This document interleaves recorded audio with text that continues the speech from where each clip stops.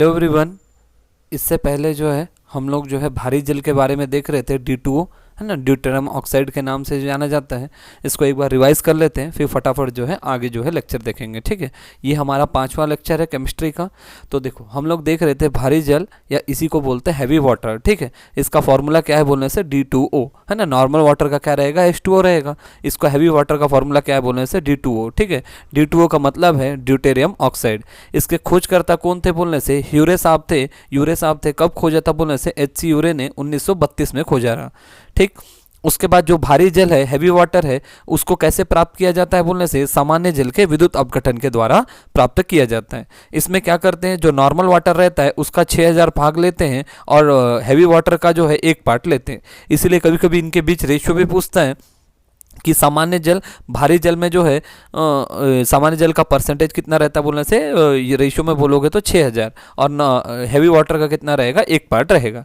ठीक, फिर D2O को भारी जल कहा जाता है क्योंकि इसका क्वथनांक है ना और गलनांक जो है बिंदु सामान्य जल से ऊंचा रहता है। ठीक है, D2O का गलनांक है ना, गलनांक बिंदु मतलब क्या है, जब ऐसी अवस्था जब ठोस जो है द्रव में चेंज होना चालू हो जाए तो इसका गलनांक बिंदु कितना है बोलने से 3.8 सेंटीग्रेड है।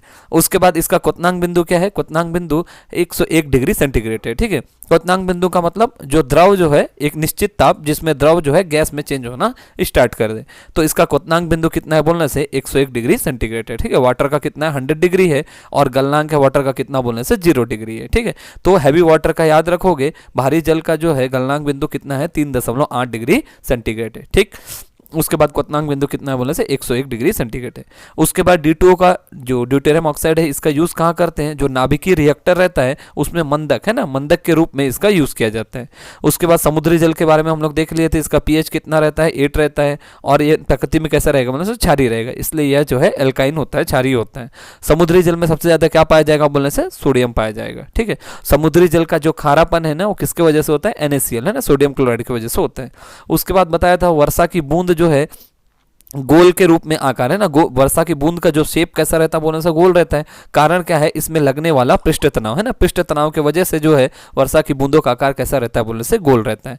उसके बाद मैं बताया था जो पेड़ की जड़ रहते हैं, पेड़ की जड़ें जो है अपने पानी का अवशोषण कैसे करते हैं बोलने से परासरण मेथड से करते हैं। तो परासरण विधि क्या होगा, जब विलयन में जो है विलयन में जो उच्च सांद्रण रहेगा ना, उच्च सांद्रण जैसे मान लो कोई सा भी चीज 2 कंपोनेंट घुला हुआ है, जैसे मान लो जल और नमक हो गया, ठीक है, और नॉर्मल वाटर हो गया, तो क्या होगा, हमेशा हाई टू लो फ्लो करता है ना। ठीक है, तो विलायकों का जो उच्च सांद्रण जो है उच्च सांद्रण से निम्न सांद्रण की ओर अर्धपारगम्य है ना, ये जैसे एग्जांपल यहां पर दिया हुआ है, वाटर है, वाटर से जो है इस तरफ जा रहा है, तो इसका उच्च सांद्रण से निम्न सांद्रण की ओर जा रहा है और ये अर्धपारगम्य झिल्ली रहता है, इसके द्वारा परासरण होता है। तो सीधा आपको याद रखना है कि पेड़ की जड़ें जो है मिट्टी से जल का अवशोषण कैसे करती है बोलने से परासरण प्रक्रिया के द्वारा करती है, जिसमें उच्च विलयन में जो है उच्च सांद्रण से निम्न सांद्रण की ओर अर्धपारगम्य झिल्ली के द्वारा जो है जाना ही क्या कहलाता है, परासरण विधि कहलाता है।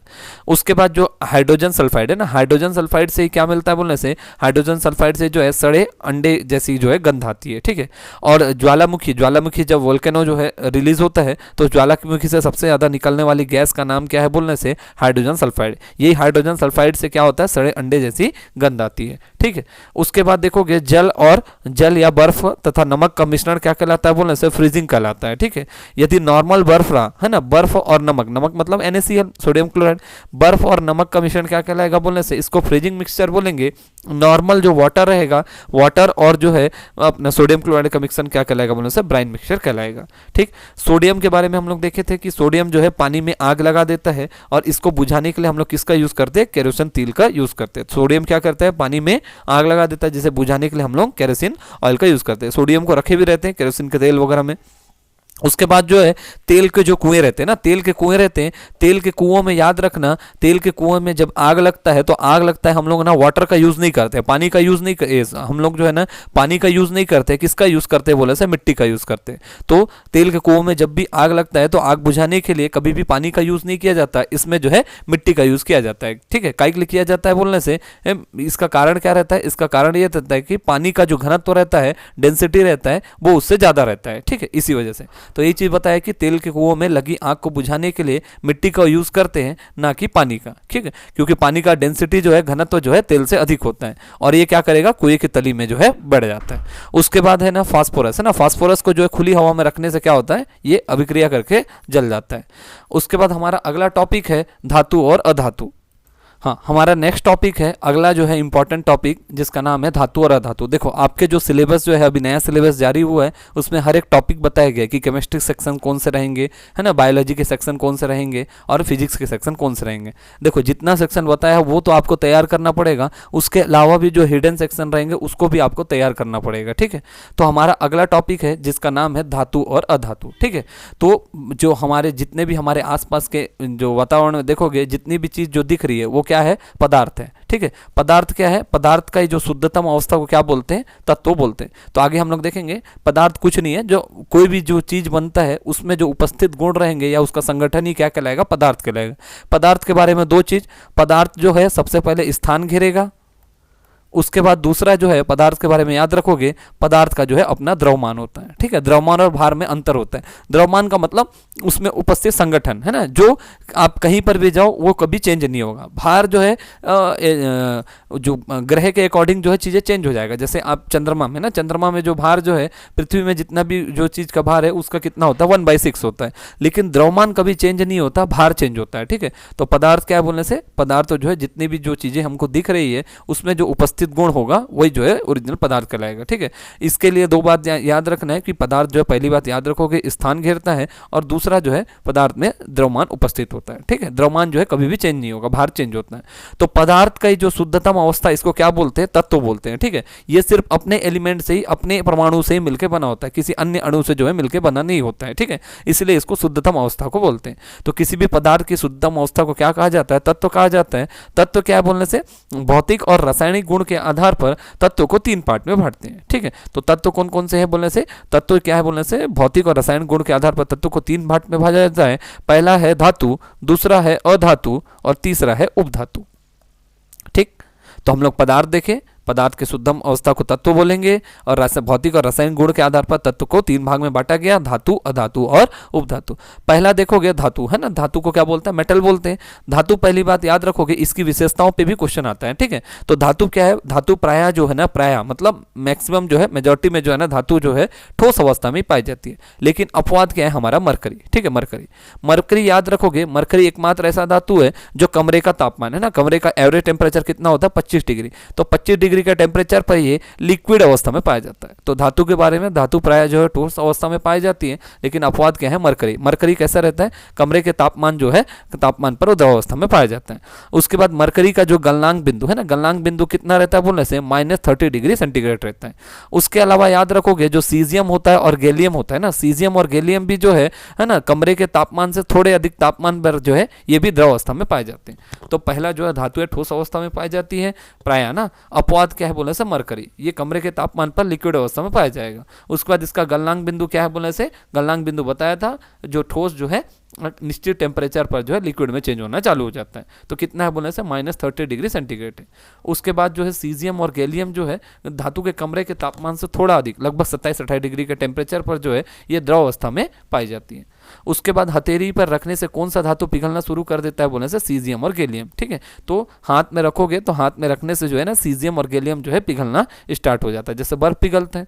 उसके बाद दूसरा याद रखोगे, धातुएं जो है आघातवर्धनी होती हैं। आघातवर्धनी का मतलब क्या है, यदि धातुओं पर यदि आप प्रेशर लगाते हो तो प्रेशर लगाने से जो है वो पतली पतली जो है चादरों के रूप में चेंज हो जाती है, ठीक है। या मतलब उसका जो है आयतन क्या, लंबाई बोलो, ये सब चीज़ फैल जाता है। तो आघातवर्तीयता का मतलब, आघात मतलब उसमें चोट करने पर, उसमें प्रेशर लगाने पर वो क्या होता है, विकृत हो जाती है, दाब लगाने से विकृत हो जाती है, और धातु को हथौड़े या रोलर की सहायता से जो है पतली पतली चादरों में बांटा जा सकता है या बदला जा सकता है, ठीक। सबसे ज़्यादा आघातवर्तीयता किसकी धातु की होती है बोले से, सबसे पहले याद रखोगे सोना। सोना के बाद है चांदी, ठीक है। सोना का सिंबल जो है क्या है बोलने से, इसका सिंबल है EU। उसके बाद है चांदी, चांदी के बाद है एल्यूमिनियम, एल्यूमिनियम के बाद है कॉपर, ठीक। तो धातुएं प्रायः ठोस अवस्था में पाई जाती है। अपवाद है हमारा पारा था, ठीक है। उसके अलावा बताया था मैं, ये लिक्विड अवस्था में पाया जाएगा कमरे के तापमान पर, पारा बोलो सॉरी, मरकरी, है ना। उसके बाद जो है उसके बाद याद रखोगे, उसके बाद जो है सीजियम और गैलियम भी जो है कमरे के थोड़े से अधिक तापमान पर लिक्विड अवस्था में मिलेगा।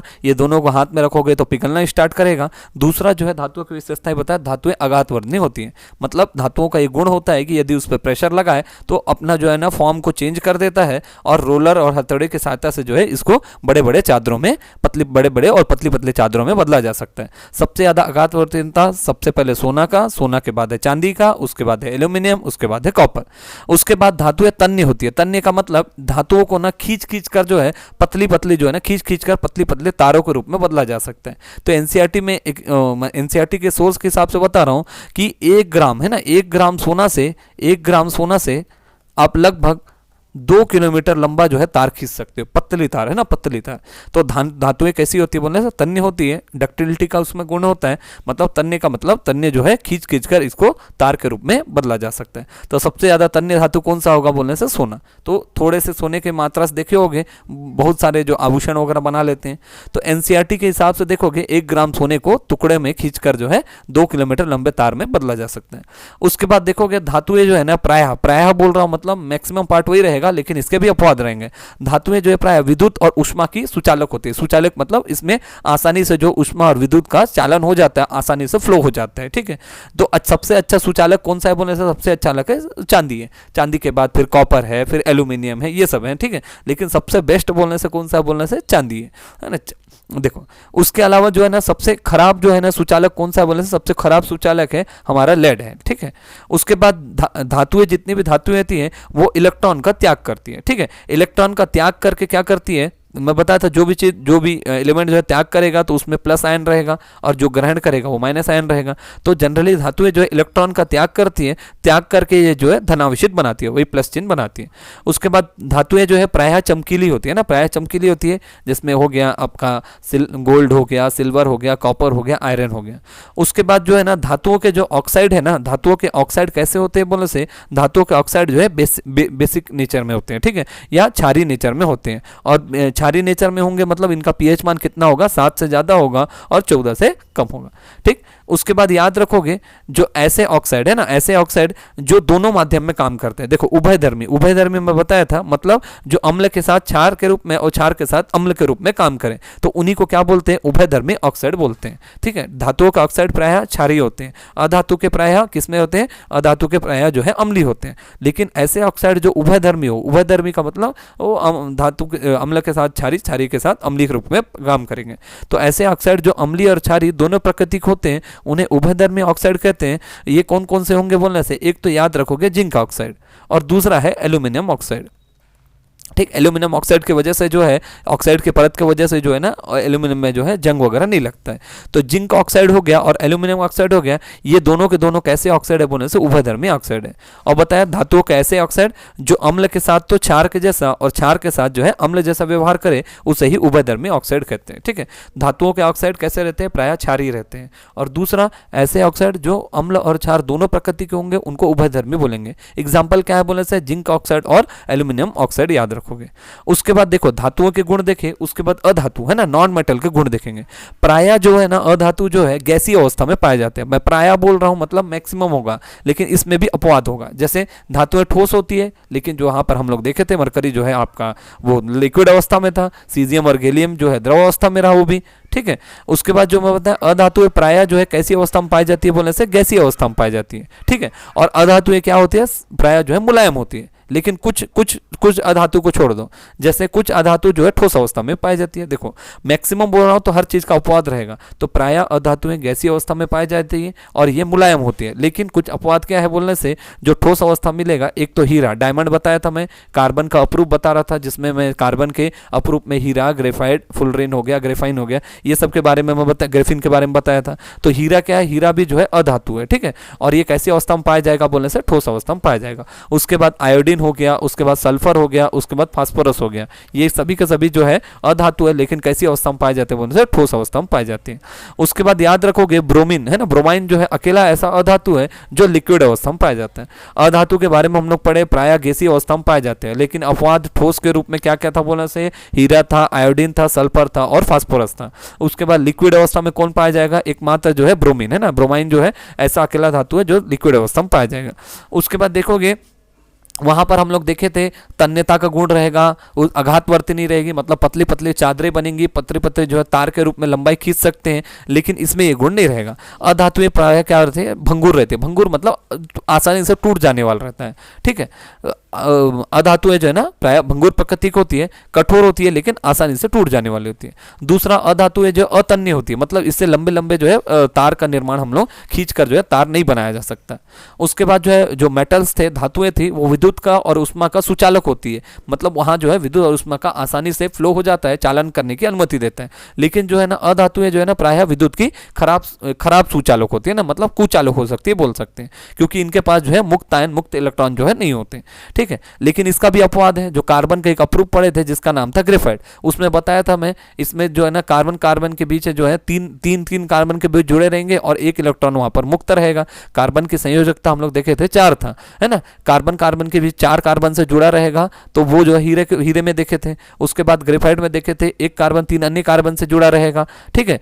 तो इसमें जो एक इलेक्ट्रॉन मुक्त रहता है, इसीलिए जो है जो इसका अपवाद क्या है बोलने से, जनरली नॉन मेटल जो है अधातु जो है विद्युत की कुचालक होती है ना, या खराब सुचालक होती है, क्योंकि इनके पास इलेक्ट्रॉन नहीं होता, मुक्तायन नहीं होता।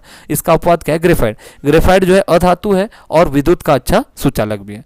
उसके बाद बताया था धातुएं जो है इलेक्ट्रॉन का त्याग करके क्या है धनायन बनाती है, वही जो है ना जो उपधातु अधातु जो है इलेक्ट्रॉन को ग्रहण करके जो है क्या करती है ऋणायन बनाती है, ठीक। धातुओं में चमक होती है, जिसमें हम लोग पढ़े थे सिल्वर हो गया, कॉपर हो गया, एल्यूमिनियम हो गया, है ना, गोल्ड हो गया। उसके बाद धातुओं में अधातु में देखोगे, अधातु में याद रखोगे कोई चमक नहीं आती, लेकिन इसका भी अपवाद है। हीरा देखो अधातु है लेकिन चमकदार है, आयोडीन वैसी रहेगा, वैसी फास्फोरस रहेगा, ठीक है। उसके बाद जो व्हाइट फास्फोरस रहता है, इसको कब्रिस्तान की आग के नाम से भी जाना जाता है, ठीक है। उसके बाद देखोगे नॉन मेटल है ना, देखो जो मेटल थे वो कैसी प्रकृति में थे बोले से, क्षारीय प्रकृति में थे। जो नॉन मेटल रहेंगे, अधातु रहेगा, है ना, वो कैसे रहेगा, वो अम्लीय प्रकृति का रहेगा, ठीक है। और इसका पीएच मान कितना रहेगा बोले से, पीएच मान रहेगा 0 से 7 के बीच, ठीक है, अम्लीय का बताया था मैं। उसके बाद जो है पानी है ना, पानी जो है याद रखोगे, पानी भी जो है, पानी का फॉर्मूला क्या है बोले से, वाटर का H2 है। वाटर भी जो है एक अधातु है, ठीक है, लेकिन ये कैसा है बोले से उभयधर्मी है, मतलब वही अम्ल के साथ क्षार, क्षार के साथ अम्ल के जैसा काम करेगा, ठीक। अब एक एक जो है हम लोग मेटल्स देखते जाते हैं। सबसे पहला जो इंपॉर्टेंट मेटल है जिसका नाम है सोडियम। सोडियम के बारे में पहले में देखें तो हम लोग, मैं बताया था आवर्त सारणी में देखोगे 4 ग्रुप थे। कितने ग्रुप थे बोले से, 4 थे। सबसे पहला वाला था S था, फिर उसके बाद P था, उसके बाद D था, उसके बाद इधर जो था वो F ब्लॉक था, ठीक है। और ये भी 2 एंथेनाइट और एक्टेनाइट और लेंथेनाइट श्रेणी में बटा हुआ था।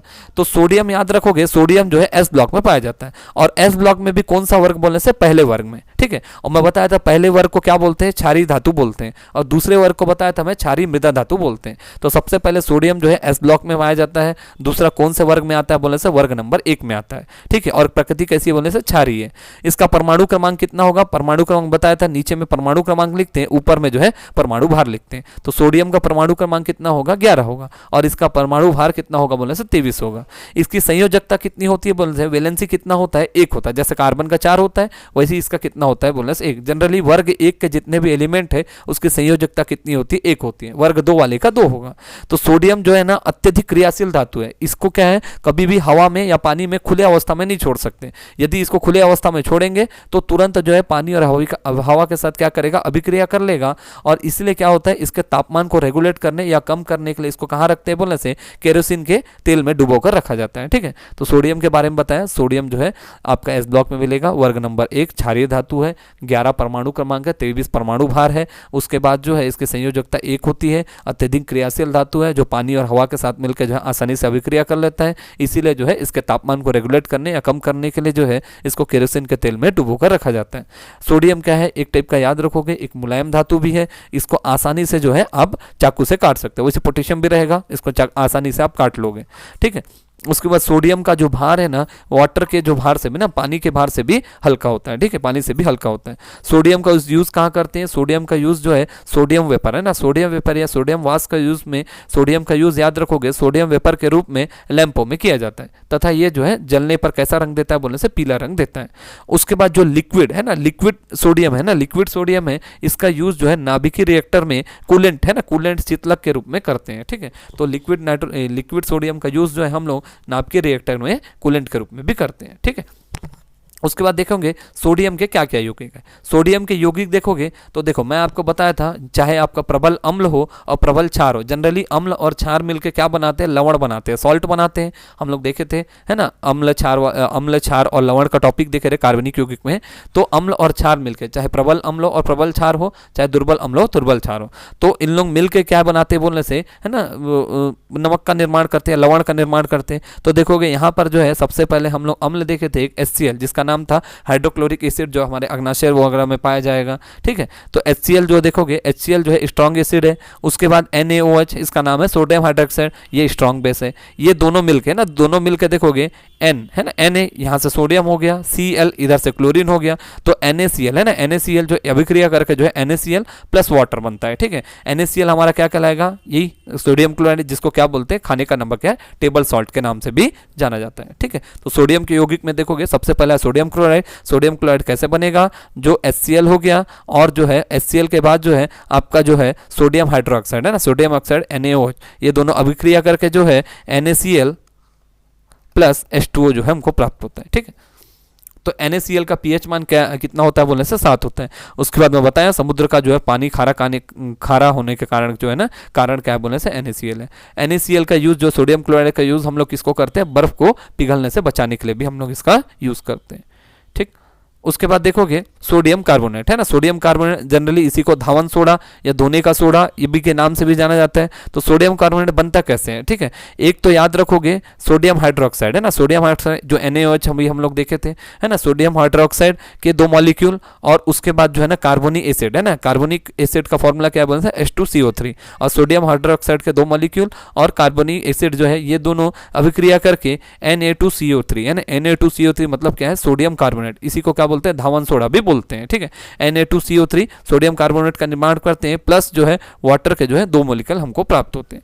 तो याद रखोगे धावन सोडा का जो प्रॉपरली जो है ना फॉर्मूला देखोगे तो क्या बोलने से Na2CO3 है ना, Na2CO3 डॉट वाटर के जो है 10 मॉलिक्यूल रहेंगे, NO2CO3 डॉट 10 H2O वाटर के 10 मॉलिक्यूल रहेंगे, इसी को जो है धावन सोडा के नाम से जाना जाएगा। इसी का जो रासायनिक नाम क्या है बोलने से, decahydrate sodium carbonate. Decahydrate sodium carbonate क्या है बोलने से, Na2CO3 डॉट वाटर के 10 मॉलिक्यूल। उसके बाद याद रखोगे धावन सोडा का यूज़ जो है आप लोग वही कपड़े धोने वगैरह के सामान ये सब में यूज़ करते हैं। उसके अलावा इसका यूज़ जो है ना, जो कठोर जल रहता है ना, कठोर जल को सॉफ्ट है ना, जो हार्ड वाटर रहता है, हार्ड वाटर को सॉफ्ट वाटर बनाने में भी या उसमें चेंज करने में भी करते हैं। इससे क्या होता है, जल की कठोरता को ये कम कर देता है। उसके बाद अगला जो है हमारा याद रखोगे ग्लोबल सॉल्ट है ना, ये थोड़ा याद करने वाली चीज़ें ही है, लेकिन सुने रहोगे देखे रहोगे तो चीज़ें आपको ध्यान रहेगा। उसके बाद जो है ग्लोबल सॉल्ट है ना, ग्लोबल सॉल्ट का फॉर्मूला देखोगे क्या है बोलने से, Na2SO4 है ना, Na2SO4 डॉट 10 H2 है ना, वो क्या था, Na2 है ना, Na2CO3 था, और ये क्या है, यहाँ पर सल्फर के ऑक्साइड है ना, तो यहाँ याद रखोगे Na2SO4 डॉट 10 H2O। ठीक है, इसी को क्या बोलते हैं, ग्लोबल सॉल्ट के नाम से जाना जाता है। इसका रासायनिक नेम क्या है, सोडियम सल्फेट डेकाहाइड्रेट है। इसका यूज़ हम लोग किसके लिए करते हैं बोलने से, जितने भी जो दवाई वगैरह रहते हैं, दवाई वगैरह में हम लोग ग्लोबल सॉल्ट का यूज़ करते हैं। ठीक, उसके बाद देखोगे अगला जो है हमारा बोरेक्स है ना, अगला जो है बोरेक्स। ठीक, हम लोग सोडियम के यौगिक देख रहे हैं, तो बोरेक्स बनता कैसे बोलने से, बोरेक्स का यदि फॉर्मूला देख लोगे, देखो बोरेक्स का पहले यूज़ देखो, बोरेक्स का यूज़ हम लोग चमड़ा उद्योग में करते हैं, उसके अलावा कांच और मोमबत्ती के उद्योग में करते हैं, चमड़ा उद्योग और कांच और मोमबत्ती के उद्योग में। इसका फॉर्मूला क्या है, Na2B4O7 है ना, Na2B4O7 और वाटर के जो है 10 मॉलिक्यूल है। ठीक है, देखो यहाँ Na2B4O7 डॉट 10 H2O है ना, वाटर का, ग्लोबल सॉल्ट में भी 10 H2O था, उसके बाद जो है इधर भी 10 H2O है। ठीक है, वाटर के 10 मॉलिक्यूल रहेंगे, लेकिन जो है आगे का चीज़ें चेंज रहेगा। ठीक, उसके बाद है सोडियम थायोसल्फेट है ना, सोडियम थायोसल्फेट जो है इसका यूज जनरली हम लोग जो फोटोग्राफी है ना, फोटोग्राफी में स्थानीकरण के रूप में करते हैं। ठीक है, उसके बाद इसका फॉर्मूला बताएं, Na2H2O3 डॉट वाटर के 5 मॉलिक्यूल है। ठीक, उसके बाद देखोगे अगला जो है NaNO3, इसका नाम है सोडियम नाइट्रेट है ना, सोडियम नाइट्रेट को जो है याद रखना, इसको चिली सॉल्ट पेपर के नाम से भी जाना जाता है। ठीक है, चिली सॉल्ट पेपर के नाम से भी जाना जाता है सोडियम नाइट्रेट, इसी को चिली सॉल्ट पेपर के नाम से भी जाना जाता है। सीधा पूछेगा, देखो यहाँ पर जनरली आपको मैच द फॉलोइंग देगा। ठीक, उसके बाद जो है इधर जो है ये नेम दे देगा, फॉर्मूला दे देगा और इधर नाम दे देगा, मैच करो बोलेगा चारों में, ज़्यादा चांसेस है। दूसरा पर्टिकुलरली कोई सा भी चीज़ के बारे में पूछेगा, जैसे सोडियम जो है नाइट्रेट, इसका फॉर्मूला क्या है वो बोलेगा, इसका दूसरा नाम क्या है वो बोलेगा, ठीक है। उसके बाद देखोगे सोडियम बाइकार्बोनेट, देखो सोडियम बाइकार्बोनेट एक देखे थे हम लोग सोडियम कार्बोनेट जो Na2CO3.10H2, इसको एक्चुअल में जो है आपको धावन सोडा के नाम से जाना था। नॉर्मली देखोगे सोडियम कार्बोनेट क्या है बोलने से Na2CO3, ठीक है, धावन सोडा। और इसका यूज़ हम लोग जो है जनरली कहाँ करते हैं बोलने से, जल की कठोरता को दूर करने के लिए हम लोग जो है इसका यूज़ करते हैं, ठीक है। और यहाँ पर देखोगे ये जो है हमारा Na सोडियम कार्बोनेट था Na2CO3, और ये क्या है NaHCO3 है, ठीक है, NaHCO3, इसको बोलते हैं सोडियम बाइकार्बोनेट। इसी को जो है खाने का सोडा या बेकिंग सोडा के नाम से भी जाना जाता है। तो बेकिंग सोडा का मैं बताया था, जो केक वगैरह है, केक वगैरह को सॉफ्ट करने के लिए, उसको फुलाने के लिए जो है हम लोग इसका यूज़ करते हैं, ठीक है। ये सोडियम बाइकार्बोनेट है, इसी को खाने का सोडा बोलते हैं, है ना। सोडियम कार्बोनेट है ना, Na2CO3 था, और ये NaHCO3 है, ठीक है। उसके बाद जो है हमारा अगला एलिमेंट है जिसका नाम है मैग्नीशियम, ठीक है। मैग्नीशियम भी कहाँ मिलेगा बोलने से, मैग्नीशियम जो है हम लोग देखे थे हेलिना का रब से फरियाद, है ना, हेलिना का रब से फरियाद। तो ये जो है एस ब्लॉक में है ना, ये पहला वर्ग था। फिर बेचारी मुर्गी का वाला हम लोग देखे थे, है ना। उसके बाद देखोगे या बेटा मांगे कार स्कूटर वाला जो देखे थे हम लोग ना, तो वर्ग ब्लॉक है ना, एस ब्लॉक में रहता है। लेकिन एस ब्लॉक में भी कौन से वर्ग में बोलने से, एस ब्लॉक में वर्ग 2 में। ये इसका वर्ग 2 वाले का मैं बताया था, वर्ग 1 वाले को क्षारीय धातु बोलते हैं, और वर्ग 2 वाले का क्या बोलेंगे, क्षारीय मृदा धातु। वर्ग 1 वाले की संयोजकता कितनी थी, +1 थी, इसकी संयोजकता कितनी है बोलने से +2 है, ठीक है। अब मैग्नीशियम है ना, एलिमेंट मैग्नीशियम तत्व के बारे में देख रहे हैं। सबसे पहले मैं बताया था, पहले भी बता चुका हूँ, मैग्नीशियम क्या करता है, पादपों जो पेड़ रहते हैं, पेड़ के जो है ना पादप जो रहते हैं, प्लांट रहते हैं, उनकी जो है ना अत्यधिक ऊर्जा है ना, जो अतिरिक्त ऊष्मा रहती है, एक्स्ट्रा जो हीट रहता है, उनको जो है ये ऑब्जर्व कर लेता है और उनको जो है ठंडक प्रदान करता है, ठीक है, मैग्नीशियम। पहली बात, मैग्नीशियम का यूज जो पौधों में जो है अत्यधिक जो ऊष्मा रहती है, उनमें हीट रहता है, उसको ऑब्जर्व कर लेगा, अवशोषित कर लेगा और उनको जो है ठंडक प्रदान करने का देगा, ठीक है। क्लोरोफिल है ना, क्लोरोफिल याद रखोगे, क्लोरोफिल जो है प्रकाश संश्लेषण प्रक्रिया का वर्णक है। जनरली वर्णक का मतलब होता है पिगमेंट। पिगमेंट या वर्णक क्या होता है, किसी भी चीज को रंग देने का। कोई भी चीज जैसे है ना, आम है, आम हरे कलर का है ना, या लाल कलर पीला कलर का है, या कोई सा भी जो फल वगैरह हो गए, तो कोई भी चीज़ जो कलर के फॉर्म में है ना, पत्तियों का हरा रंग है, तो वो जो है ना वर्णक या पिगमेंट की वजह से होता है। तो क्लोरोफिल जो प्रकाश संश्लेषण प्रक्रिया का वर्णक है, वो किसमें वर्णक है, में मैग्नीशियम में पाया जाता है, ठीक है। अब देखो, यदि जो है ना पादपों में ना, जो पादप रहेंगे, जो पेड़ पौधे रहेंगे, यदि उनमें मैग्नीशियम और क्लोरोफिल है ना, इसका कमी हो गया, क्लोरोफिल वर्णक मतलब क्लोरोफिल पिगमेंट और मैग्नीशियम की कमी हो गई, तो उनमें जो है ना कलर है ना, जो ओरिजिनल उनका कलर है, वो कलर फिर उनको नहीं मिल पाएगा। तो पादपों में अवर्णता मतलब रंगहीनता, अवर्णता या रंगहीनता का रोग का कारण क्या रहता है, उसमें क्लोरोफिल वर्णक और जो मैग्नीशियम की मात्रा जो है कम होती है। इसी वजह से जो है उनमें उनका जो ओरिजिनल कलर उनको नहीं मिल पाता है, कलरलेस रह जाते हैं। उसके बाद जो मैग्नीशियम का अयस्क क्या है बोलने से, मैग्नीशियम का अयस्क है जिसका नाम है कार्नेलाइट, है ना। ये वाला एग्जाम में एक बार पूछ चुका है कि मैग्नीशियम का अयस्क क्या है बोलने से कार्नेलाइट। अब कार्नेलाइट का फॉर्मूला याद रखोगे, KCl है ना, KCl डॉट MgCl2 है ना, MgCl2 डॉट वाटर के 6 मोलिक्यूल, ठीक है, KCl dot MgCl2 dot water के 6 मोलिक्यूल, ठीक। उसके बाद जो है मैग्नीशियम रिबन है ना, मैग्नीशियम रिबन का यूज हम लोग फ्लैश लाइट में किया जाता है, ठीक है। उसके बाद देखोगे, जैसे हम लोग सोडियम के यौगिक देखे थे, वैसे जो है मैग्नीशियम के यौगिक देखेंगे। सबसे पहले है मैग्नीशियम के यौगिक में जो है मैग्नीशियम ऑक्साइड है ना, मैग्नीशियम।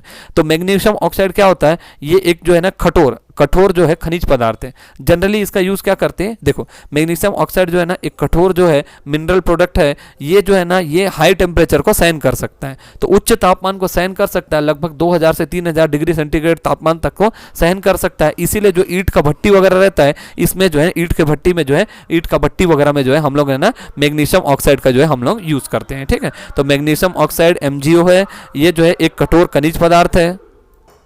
तो मैग्नीशियम ऑक्साइड के बारे में देख लिए। अब जो है ना अगला है MgOH2 है ना, इसको बोलते हैं मैग्नीशियम हाइड्रोक्साइड है ना, मैग्नीशियम हाइड्रोक्साइड या इसी को बोलते हैं मिल्क ऑफ मैग्नीशिया।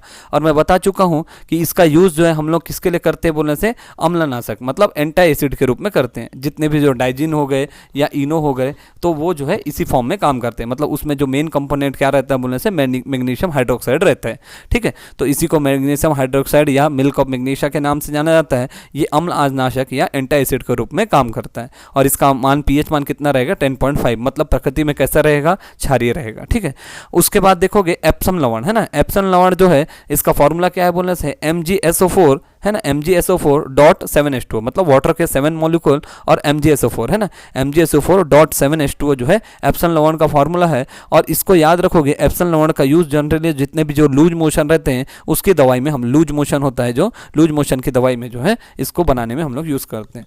उसके बाद याद रखोगे सोरेल सीमेंट है ना, सोरेल सीमेंट के बारे में याद रखोगे, सोरेल सीमेंट को जो है सफेद सीमेंट के नाम से भी जाना जाता है। ठीक है, सफेद सीमेंट, इसका फॉर्मूला क्या होता है बोलने से MgCl2.MgO है ना, MgCl2.MgO.XH2O। ठीक है, इसका रासायनिक नेम देखोगे hydrate magnesium chloride magnesium oxide है ना, hydrate magnesium chloride magnesium oxide. देखो हाइड्रेट याद रखोगे, मैग्नीशियम क्लोराइड मैग्नीशियम ऑक्साइड। ठीक है, मैग्नीशियम क्लोराइड मैग्नीशियम ऑक्साइड और हाइड्रेट, हाइड्रेट मतलब वाटर। ठीक है, उसके बाद सोरेल सीमेंट को व्हाइट सीमेंट के नाम से भी जाना जाता है। ठीक है, तो हम लोग दो एलिमेंट देख लिए, एक तो सोडियम देखे और दूसरा जो है हम लोग मैग्नीशियम देखें।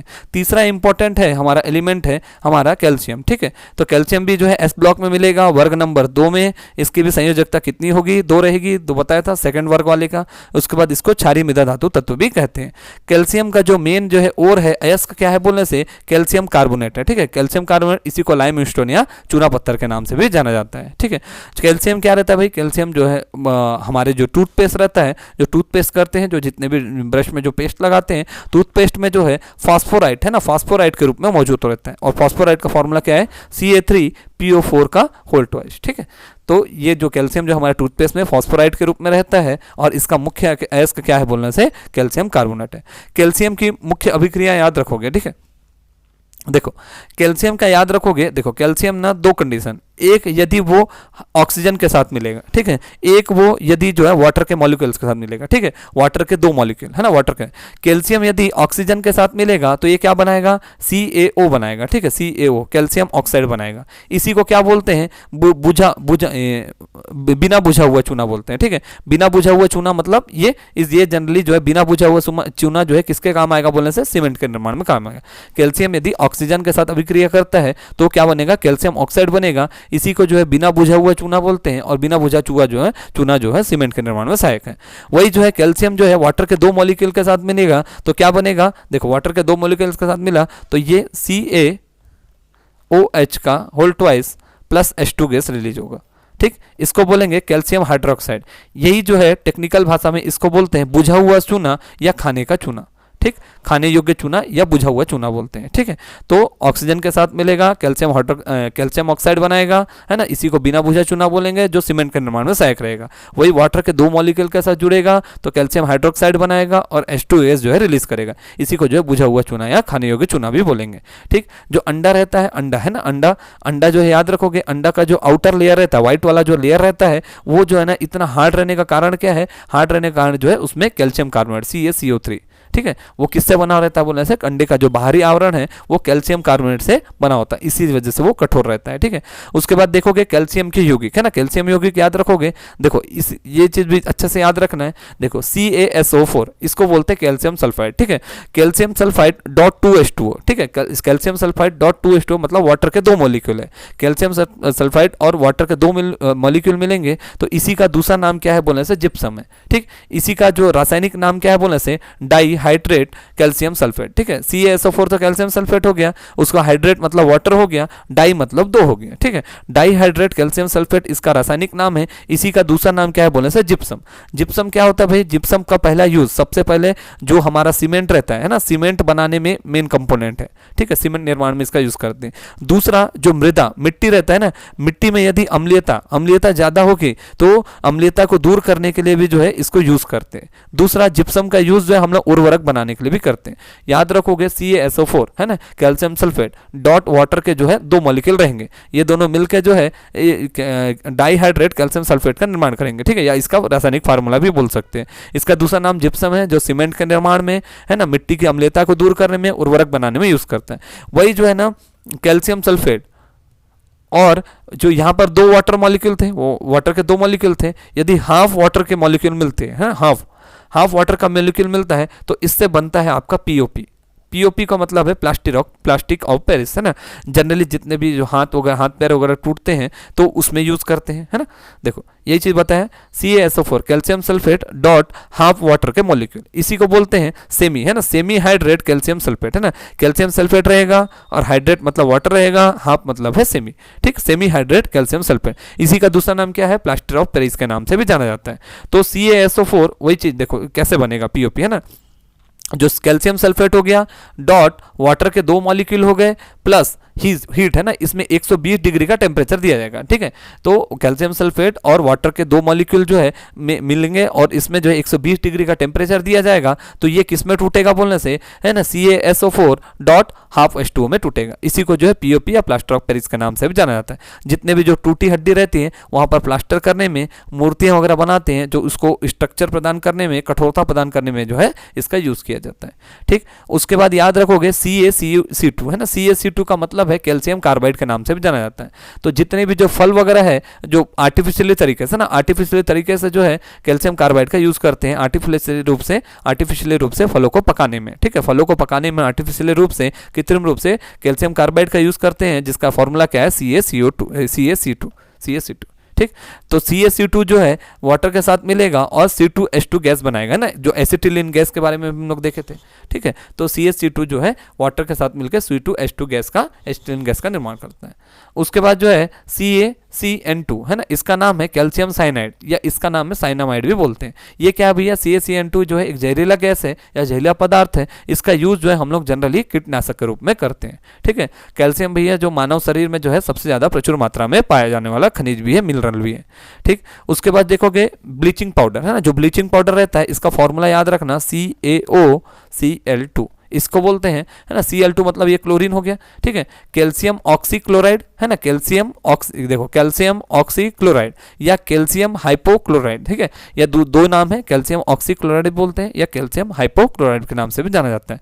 ब्लीचिंग पाउडर का फॉर्मूला डायरेक्ट पूछेगा, CaOCl2। दूसरा इसका कैल्शियम ऑक्सीक्लोराइड या कैल्शियम हाइपोक्लोराइड के नाम से भी जाना जाता है। इसका यूज जो है जितने भी जो जीवाणु रहेंगे उनको मारने में और पानी के शुद्धिकरण में यूज करते हैं, ठीक है। अगला जो है हमारा जो एलिमेंट है जिसका नाम है पोटेशियम। पोटेशियम कहाँ मिलेगा, एस ब्लॉक में मिलेगा, वर्ग 1 में मिलेगा, संयोजकता 1 रहेगी, क्षारीय धातु कहलाते हैं, ठीक है। पोटेशियम भी क्या रहेगा भाई, पोटेशियम भी एक जो बहुत लचीला धातु है, जैसे सोडियम के जैसा, इसको भी जो है चाकू की सहायता से काटा जाएगा। पोटेशियम भी क्या रहेगा, अत्यधिक क्रियाशील धातु है, ये वाटर और जो है अपने पानी के साथ आसानी से अभिक्रिया कर लेता है। इसीलिए जो इसके तापमान को जो है ना कंट्रोल करने के लिए क्या करेंगे, केरोसिन रहेगा, केरोसिन के तेल में डालकर इसको डुबो कर रखा जाएगा, ठीक है, वो पन्नी उन्नी पूरा बढ़िया कपड़ा उपड़ा बांध के। उसके बाद देखोगे पोटेशियम के क्या क्या यौगिक है ना, पोटेशियम का सिंबल है के और ये OH मतलब हाइड्रोक्साइड मिलेगा। तो KOH का मतलब है पोटेशियम हाइड्रोक्साइड। तो देखो ये इसका प्रकृति कैसा बोलने से, इसका pH मान जो है 12.12 से लेके 12.5 के बीच रहता है। तो प्रकृति कैसा बोलने से क्षारीय है। तो जनरली 2 रहेगा, एक तो ये जो है ना इसका यूज जो है जितने भी नहाने के साबुन है ना जनरली कैसा रहेगा, मुलायम रहेगा तभी नहाने के साबुन में यूज होगा। कठोर साबुन के लिए जो है हम लोग कपड़ा धोने का साबुन यूज करते हैं। तो पोटेशियम हाइड्रोक्साइड इसका pH मान 12 से लेकर 12.5 तक रहता है और इसका यूज जो हम लोग नहाने के साबुन वगैरह में करते हैं, ठीक। उसके बाद KMnO4 है ना, KMnO4 मतलब पोटेशियम पर मैग्नेट, है ना, पोटेशियम पर मैग्नेट इसका रासायनिक नाम है, केमिकल नेम है। इसका जो है दूसरा नाम क्या है, रेड मेडिसिन या लाल दवा के नाम से भी जाना जाता है। इसका यूज क्या करते हैं, एक तो कीटाणुनाशक में, उसके बाद दुर्गंधनाशक में, उसके बाद जो त्वचा रोग रहता है या अल्सर रहता है उसमें यूज करते हैं। तो पोटेशियम पर मैग्नेट इसी को लाल दवा के नाम से भी जाना जाता है। इसका यूज जो है कीटाणुनाशक, दुर्गंधनाशक, त्वचा रोग और अल्सर में करते हैं। इसका यूज जो है पानी को विसंक्रमित, है ना, विसंक्रमित स्टरलाइजेशन करने में भी यूज करते हैं, ठीक। उसके बाद याद रखोगे पोटेशियम नाइट्रेट, है ना, पोटेशियम नाइट्रेट में याद रखोगे इसी का दूसरा नाम क्या है, सॉल्ट पीटर के नाम से भी जानते हैं। तो पोटेशियम नाइट्रेट KNO3 है ना, और याद रखोगे इसको सॉल्ट पीटर के नाम से भी जाना जाता है। जो इसमें याद रखोगे जो गन पाउडर रहता है ना, गन पाउडर याद रखना 3 चीजों से मिलकर बना होगा। सबसे पहले याद रखोगे पोटेशियम नाइट्रेट, उसके बाद है सल्फर, उसके बाद है चारकोल, ठीक है। सल्फर हो गया, चारकोल हो गया और पोटेशियम नाइट्रेट है। इन तीनों का कॉम्बिनेशन क्या मिलता है, बनता है गन पाउडर बनता है, ठीक। पोटेशियम नाइट्रेट का दूसरा नाम क्या है बोलने से, सॉल्ट पीटर है, ठीक है। उसके बाद गन पाउडर जो है पोटेशियम नाइट्रेट, सल्फर और चारकोल से मिलकर बना होता है। इसका यूज जनरली हम लोग कहाँ करते हैं, जो फर्टिलाइजर रहता है, उर्वरक रहता है, उसके यूज में भी करते हैं। उसके बाद अगला जो हमारा एलिमेंट है जिसका नाम है एल्यूमिनियम, ठीक है। तो मैं बताया था 4 जो है आपके ब्लॉक है SPDF, है ना। तो ये कहाँ मिलेगा बोलने से, ये P ब्लॉक में मिलेगा, ये D ब्लॉक है, ये F ब्लॉक है, ये S ब्लॉक है। तो P ब्लॉक में जो है ना वर्ग नंबर 13 बताया था, पहला वर्ग रहेगा संयोजकता 1, दूसरा वर्ग रहेगा संयोजकता 2। P ब्लॉक है, P ब्लॉक में जो वर्ग नंबर 13, वर्ग नंबर 13 की संयोजकता कितनी रहेगी बोलने से +3 रहेगी। उसके बाद ये जो है बोरान परिवार का एलिमेंट है। तो जनरली मैं बताया था जो भी परिवार बोलते हैं, कार्बन परिवार हो गया, बोरान परिवार हो गया, तो वहाँ पर जो पहला एलिमेंट जो रहेगा उसी के नाम से परिवार का नाम जाना जाएगा। तो बोरान परिवार का एलिमेंट है। उसके बाद याद रखोगे जो हमारा भूपर पट्टी है ना, अर्थ है, अर्थ में हम लोग कहाँ रहते हैं, भूपर पट्टी में रहते हैं, क्रस्ट में रहते हैं। तो क्रस्ट में याद रखोगे भूपर पट्टी में सबसे ज्यादा पाए जाने वाली जो है ना धातु कौन सी है बोलने से एल्यूमिनियम। उसके बाद क्या था बोलने से आयरन था। तो भूपर पट्टी में सबसे ज्यादा प्रचुर मात्रा में पाए जाने वाली धातु कौन सी है बोलने से एल्यूमिनियम। इसका यूज कहाँ कहाँ करते हैं, एल्यूमिनियम फॉयल बनाने में, विद्युत के तार वगैरह बनाने में करते हैं। उसके बाद देखोगे एल्यूमिनियम का जो है ना मुख्य अयस्क क्या है बोलने से, एल्यूमिनियम का मुख्य अयस्क जो है बॉक्साइड है। हमारे छत्तीसगढ़ में भी देखोगे तो एल्यूमिनियम जनरली जो बॉक्साइड है ना कहाँ मिलेगा बोलने से, ये जसपुर, बलरामपुर और जो है जसपुर हो गया, बलरामपुर, सरगुजा ये वाले एरिया में मिलेगा, कवर्धा वाले एरिया में मिलेगा और कोरबा वाले एरिया में मिलेगा। मुख्यतः इसी एरिया में जो है छत्तीसगढ़ के ऊपर वाले पार्ट में जो है बॉक्साइड मिलता है। तो ये एल्यूमिनियम का क्या है, ये अयस्क है। बॉक्साइड का फॉर्मूला क्या रहेगा, Al2O3 डॉट वाटर के 2 मॉलिक्यूल रहेंगे, Al2O3 डॉट वाटर के 2 मॉलिक्यूल। तो एल्यूमिनियम का मुख्य अयस्क क्या है बोलने से बॉक्साइड। इसका फॉर्मूला क्या है बोलने से Al2O3 डॉट 2H2 वाटर के 2 मॉलिक्यूल रहेंगे। इसी को बोलते हैं डाइहाइड्रेट एल्यूमिनियम के नाम से भी जाना जाता है, ठीक है। एल्यूमिनियम जो है धातु की सतह जो है, एल्यूमिनियम के जो धातु की सतह जो है उसके ऑक्साइड मतलब वही Al2O3 से ढकी होती है। इसी वजह से जो है उसको जंग लगने से सुरक्षा प्रदान करता है। जो एल्यूमिनियम है, चाहे एयर मतलब क्या हो गया, ऑक्सीजन हो गया या वाटर हो गया, इससे जो है अभिक्रिया करके क्या बनाएगा बोलने से Al2O3 एल्यूमिनियम ऑक्साइड का निर्माण होता है। और यही क्या करता है, जो एल्यूमिनियम को जो है जंग लगने से बचाता है। मैं बता रहा था छत्तीसगढ़ में जो है ऊपर में जो है 3-4 जिले जो है, कोरबा हो गया, बलरामपुर हो गया, जसपुर हो गया, सरगुजा हो गया, यही एरिया में जो है आपको बॉक्साइड की सबसे ज्यादा प्राप्ति होती है। उसके बाद जो है आपको कौन से क्रम के चट्टानों से मिलेगा बोलने से, डेक्कन क्रम के चट्टानों से मिलेगा। उसके बाद कोरबा में जो है आपका बालकोट प्लांट भी है ना, भारत एल्यूमिनियम कॉर्पोरेशन लिमिटेड 65 में बना था, 75 से इसका उद्घाटन स्टार्ट हुआ। उसके बाद 2001 में जो है स्टारलाइट कंपनी या वेदांता ग्रुप के द्वारा जो है भारत सरकार के द्वारा इनको विनिवेशित कर दिया गया। तो वर्तमान में ये संयुक्त कंपनी भी है, ठीक है। तो एल जो एल्यूमिनियम हो गया और वाटर क्या हो गया, या अपना एयर में जो ऑक्सीजन रहता है उसके साथ अभिक्रिया करके जो है एल्यूमिनियम ऑक्साइड बना देता है। यही जो है एल्यूमिनियम को जंग लगने से बचाता है, ठीक। एल्यूमिनियम का ऑक्साइड जो है Al2O3 क्या है, एक उभयधर्मी ऑक्साइड है। उभयधर्मी बताया था मैं, उभयधर्मी का मतलब ये अम्ल के साथ क्षार और क्षार के साथ अम्ल के जैसा व्यवहार करेगा, ठीक है। उसके बाद देखोगे एल्यूमिनियम की मिश्र धातु है ना, एल्यूमिनियम की मिश्र धातुएं देखोगे, एल्यूमिनियम के साथ मिला के और क्या क्या धातुएं बना सकते हैं। सबसे पहले एलॉयज में क्या क्या है बोलने से, सबसे पहले याद रखोगे आर्टिफिशियली गोल्ड, या इसी को जो है रोल गोल्ड के नाम से भी जाना जाता है, ठीक है। रोल गोल्ड में क्या होगा, रोल गोल्ड में याद रखोगे एल्यूमिनियम की मात्रा जो है 5% रहेगा, और जो कॉपर रहेगा ना, कॉपर मतलब तांबा हमारा कितना रहेगा बोलने से 95% रहेगा, ठीक है। रोल्ड गोल्ड या इसको कृत्रिम सोना के नाम से जाना जाता है, जिसमें एल्यूमिनियम 5% रहेगा और कॉपर कितना रहेगा बोलने से 95%। उसके बाद याद रखोगे जो मैग्नीशियम है और ड्यूरामाइन है ना, ड्यूरेलुमाइन है, ये याद रखोगे। जो मैग्नीशियम है ना, मैग्नीशियम याद रखोगे तो इसमें जो है मैग्नीशियम 5% रहेगा और एल्यूमिनियम कितना रहेगा 95%, ठीक है। उसके बाद जो है ड्यूरेलुमाइन जो है, इसमें जो है कॉपर रहेगा, मैग्नीशियम रहेगा, एल्यूमिनियम रहेगा और मैग्नीज रहेगा, ठीक है। और जो मैग्नीशियम हो गया या ड्यूरेलुमाइन हो गया, इन दोनों का यूज जो है, जो भी एल्यूमिनियम का जो प्रेशर कुकर रहते हैं, जो कुकर रहता है उसको बनाने में, और वायुयान का जो है ना, मतलब जो एरोप्लेन है उसका बॉडी बनाने में हम लोग यूज करते हैं। उसके बाद जो है जेम स्टोन है ना, जेम स्टोन या रत्न पत्थर जो है, इसी से जो है नीलम रूबी पत्थर बनाने में यूज करते हैं। उसके बाद याद रखोगे Al है ना, OH का होल थ्राइस याद रखोगे, इसको बोलते हैं एल्यूमिनियम हाइड्रोक्साइड बोलते हैं। इसका यूज हम लोग कहाँ करते हैं, जो जल रोधक कपड़े, जो वाटर प्रूफ ड्रेस वगैरह है, जैसे रेनकोट वगैरह है, या उसमें जो है वाटर प्रूफ ड्रेस वगैरह रहते हैं, उसको बनाने में करते हैं। किसको, एल्यूमिनियम हाइड्रोक्साइड है ना, AlOH3 का होल थ्राइस है ना, तो एल्यूमिनियम हाइड्रोक्साइड बोलते हैं। उसके बाद याद रखोगे जो पोटास एलम, मैं बताया था पोटास एलम या इसी को बोलते हैं फिटकरी भी बोलते हैं, ये कहाँ कहाँ यूज होता है। एक तो आपका जल का शुद्धिकरण में ना, जल का शुद्धिकरण में, जो वाटर का रुधिर जो खून का थक्का जमाने में, और तीसरा जो है रोगाणु रोधक है ना, एंटीसेप्टिक के रूप में यूज होता है। तो पोटास एलम इसी को फिटकरी के नाम से भी जाना जाता है। इसका फॉर्मूला याद रखना, डायरेक्ट पूछता है ना, K2SO4 डॉट Al2 SO4 का होल थ्राइस डॉट वाटर के 24 मॉलिक्यूल रहेंगे, ठीक है। उसके बाद इसका यूज जो है जल के शुद्धिकरण में, रक्त का जो है ना रुधिर या खून का थक्का जमाने में, और रोगाणु रोधक एंटीसेप्टिक में यूज में होता है। उसके बाद जो है हमारा अगला मिनरल है जिसका नाम है, अगला एलिमेंट है जिसका नाम है आयरन, ठीक है। आयरन कहाँ मिलेगा? आयरन मिलेगा आपको डी ब्लॉक में, ठीक है। डी ब्लॉक है जो ये वाला 20 वाला जो ब्लॉक है ना, डी ब्लॉक में मिलेगा। उसके बाद वर्ग नंबर कितना है बोले से? वर्ग नंबर 8वां है, ठीक है, वर्ग नंबर 8वां है। देखो ये जो है भूपर पट्टी में दूसरा, भूपर पट्टी का दूसरा सबसे प्रचुर मात्रा में पाए जाने वाला धातु है। पहले नंबर में कौन सा बताया था? क्रस्ट में सबसे ज्यादा एल्यूमिनियम मिलता है, लगभग 8% के आसपास। दूसरा जो है हमारा आयरन रहता है, लगभग जो है 5% के आसपास मिलता है, ठीक है। तो आयरन जो है भूपर पट्टी क्रस्ट का दूसरा सबसे ज्यादा पाए जाने वाला धातु है, मेटल है। अब आयरन के ऑक्साइड देखोगे, आयरन के ऑक्साइड क्या क्या होते हैं? एक तो मैग्नेटाइट होता है, दूसरा हेमेटाइट होता है। तो छत्तीसगढ़ में जहां भी लोहा मिलता है, जैसे छत्तीसगढ़ देखोगे तो छत्तीसगढ़ के जो है, छत्तीसगढ़ का जो है वेस्टर्न पार्ट में ना, वेस्टर्न पार्ट में जो है यहाँ पर मेनली लोहा इसका मिलेगा, मेनली बोल रहा हूँ ना मुख्यतः।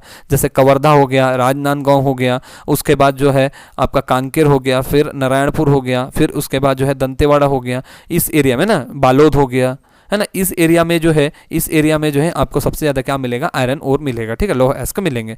तो सबसे पहले जो है मैग्नेटाइट याद रखना है, मैग्नेटाइट के बाद है हेमेटाइट। मैग्नेटाइट में याद रखोगे, मैग्नेटाइट को जो है इसको स्थायी चुंबक के नाम से भी जाना जाता है ना। और इसमें जो है आयरन की मात्रा देखो, अयस्क जो है ना, अयस्क जो है अशुद्ध फॉर्म है ना, उसमें से जो इम्प्योरिटीज वगैरह रहते हैं उसको हटाने के बाद जो है शुद्ध रूप में हमको जो धातु मिलता है। तो इसमें याद रखोगे जो मैग्नेटाइट रहेगा, मैग्नेटाइट जो है आयरन का अयस्क है, इसमें जो है 70 से लेके 72% तक है ना आयरन की मात्रा पाई जाती है और सबसे ज़्यादा है। उसके बाद दूसरा हेमेटाइट है ना, छत्तीसगढ़ में जितने भी जो लोहा अयस्क मिलते हैं वो किस प्रकार का मिलता है बोलने से? हेमेटाइट प्रकार का मिलता है। उसके अलावा इसके अयस्क जो है लिमोनाइट है, उसके अलावा सिडेराइट है ना, सिडेराइट है। उसके बाद है अगला है आयरन पिराइट, है ना। आयरन, इसी को क्या बोलते हैं? आयरन पायराइट को जो है मूर्खों का सोना के नाम से भी जाना जाता है, ठीक है। अब आयरन की अवस्थाएं देखोगे, आयरन की अवस्थाएं है ना, जब 2 आयरन +2 रहेगा चार्ज, है ना, 2 इलेक्ट्रॉन का त्याग करेगा, जब 3 इलेक्ट्रॉन का त्याग करेगा, 4 और 6, ठीक है। तो याद रखोगे Fe2+ में याद रखोगे इसको बोलते हैं फेरस, है ना, फेरस। ये हीमोग्लोबिन का भी क्या है? कंपाउंड है। उसके बाद Fe3 जो है फेरिक है, Fe4 जो है परफेरिट है, और Fe6 जो है +6 जो है फेरिट है, ठीक है। आयरन के प्रकार जो है ना, आयरन को हम लोग कैसे आइडेंटिफाई करते हैं बोलने से? कार्बन का परसेंटेज कितना है। तो कार्बन के परसेंटेज के आधार पर आयरन जो है 3 प्रकार के होते हैं। सबसे अच्छा जो है ना, सबसे अच्छा बढ़िया रहता है बोलने से पिटवा लोहा रहता है ना, इसको रॉट आयरन बोलते हैं, रॉट आयरन बोलते हैं। तो सबसे अच्छा जो है कौन सा रहता है बोलने से? पिटवा लोहा। तो आयरन के प्रकार देखोगे, कार्बन के परसेंटेज के आधार पर आयरन के 3 प्रकार है। सबसे पहला जो है ढलवा लोहा, इसी को कास्ट आयरन के नाम से भी जाना जाता है। इसमें क्या होगा? इसमें कार्बन कितना रहेगा? 2 से लेकर 2.5% तक रहेगा। कास्ट आयरन या ढलवा लोहा में जो है कार्बन का परसेंटेज कितना रहता है बोलने से? 2 से लेकर 2.5%। तो ढलवा लोहा में जो है ना जनरली हम लोग वेल्डिंग वगैरह नहीं कर सकते। उसके बाद दूसरा है रॉट आयरन, इसी को बोलते हैं पिटवा लोहा, है ना। इसमें जो है ना कार्बन का परसेंटेज कितना रहता है बोला? 0.12 से लेके 0.25%, मतलब ये 1.25% के आसपास है, ठीक है। सवा भी नहीं, 0.25 है, ठीक है, 0.12 से लेकर 0.25 तक। और पिटवा लोहा जो है ये लोहे का सबसे शुद्धतम रूप होता है। उसके बाद तीसरा रहता है पिग आयरन, जिसको कच्चा लोहा भी बोलते हैं। इसमें कार्बन कितना रहेगा? 4 से लेकर 5% रहेगा। ये लोहे का जो है सबसे खराब अवस्था है, ठीक है, खराब रूप है, ठीक। पिग आयरन सबसे बेकार रहेगा, रॉट आयरन जो है पिटवा लोहा सबसे बेस्ट रहेगा, उसके अलावा है कास्ट आयरन, ठीक। उसके बाद देखोगे आयरन के यौगिक, है ना। आयरन के यौगिक देखोगे, आयरन के यौगिक में जो है सबसे पहले FeCl3 है ना, FeCl3 इसको क्या बोलते हैं? Ferric chloride. इसका यूज कहाँ करते हैं? जो हमारा ब्लड रहता है, ब्लड के शुद्धिकरण में जो है फेरिक क्लोराइड का यूज करते हैं। फेरिक क्लोराइड का यूज जो है FeCl3 जो है इसका फेरिक क्लोराइड के नाम से जाना जाता है, और इसका यूज जो है रक्त या जो ब्लड रहता है उसके शुद्धिकरण में होता है। उसके बाद जो है ग्रीन विट्रियल, है ना, या इसी को हरा तोता के नाम से भी जाना जाता है। इसका फॉर्मूला क्या है बोलने से? FeSO4.7H2O। तो ये क्या होगा? ये मानव में जो है ना, जितने भी ह्यूमंस है उसमें जो ब्लड की कमी होती है तो ब्लड की मात्रा को बढ़ाने में जो है सहायक रहता है ग्रीन विट्रियल या हरा तोता, ठीक है। तो देखोगे जो आयरन रहता है, आयरन जो है आपका ह्यूमिडिटी या हवा या ऑक्सीजन बोल लो या वाटर बोल लो, है ना। हवा मतलब ऑक्सीजन, है ना, और इधर वाटर बोला तो साधारण जल बोला मतलब H2O, ठीक है। आयरन जो है वाटर के साथ जो अभिक्रिया करके याद रखोगे Fe2O3.XH2O, या इसी को बोलते हैं फेरेसो फेरिक ऑक्साइड, है ना। फेरेसो फेरिक ऑक्साइड मतलब जंग लगा हुआ लोहा। तो इसी का फॉर्मूला पूछ सकता है, जंग लगा लोहा को क्या बोलते हैं? फेरेसो फेरिक ऑक्साइड। दूसरा इसका फॉर्मूला क्या होता है बोले से? फॉर्मूला होता है Fe2O3.XH2O, ठीक है। उसके बाद देखोगे लोहे में यदि जंग लगेगा तो जंग लगने के दौरान क्या क्या होगा, केमिकल चेंजेस। पहली बात उसका भार जो है बढ़ेगा, दूसरा जो है उसका कलर चेंज होगा। देखोगे नॉर्मल लोहा रहता है, लोहा में यदि जंग लग जाता है तो हल्का ब्राउन कलर का हो जाता है ना, भूरा कलर का, लाल या भूरा कलर का हो जाता है। उसके बाद जो है इसका जो इफिशियंसी रहेगा, सामर्थ्य रहेगा, क्षमता रहेगा, वो घटेगा और शुद्ध लोहे का गुण भी जो है घटेगा। ठीक है, भार जो है बढ़ेगा याद रखना, लेकिन बाकी सब चीज जो है घटेगा, सामर्थ्य घटेगा, उसका जो है शुद्ध लोहे का गुण भी घटेगा। उसके बाद यदि आपको जंग लगने से बचाना है तो हम लोग क्या करते हैं, हम लोग जो है उसमें पेंट कर देते हैं ना, पेंट कर देते हैं। तो जो लोहे को जंग लगने से बचाने के लिए सबसे पहले क्या करते हैं, पेंटिंग। तो लोहे की सतह पर पेंट करके। दूसरा गैल्वेनीकरण है, गैल्वेनीकरण में क्या होता है, जब लोहे को जो मतलब वो गलाया जाता है तो उससे पहले जो है जिंक ऑक्साइड का जो है लेपन वगैरह कर देते हैं। ठीक है, तो जिंक का जो है लेपन करते हैं। ठीक है, फिर उसके बाद किस प्रकार के पानी में जो जंग नहीं लगता, एक तो याद रखोगे जो ड्राई हवा रहेगा, शुष्क हवा रहेगा, और उसके बाद डिस्टिल वाटर है ना, आसुत जल में जो है के पानी से कभी भी जो है जंग नहीं लगता है। ठीक, तो यहाँ तक हम लोग आज रखते हैं। उसके बाद जो है आगे की क्लास में जो है नेक्स्ट टॉपिक हम लोग डिस्कस करेंगे, इसी के आगे कंटिन्यू करेंगे। तो आपको क्लास कैसा लग रहा है आप लोग जो है रिव्यू में आप लोग बताएंगे कमेंट के माध्यम से। ठीक है, और किसी प्रकार का कोई भी सजेशन वगैरह रहेगा तो उसके बारे में बताएंगे। ठीक है, ओके, थैंक यू।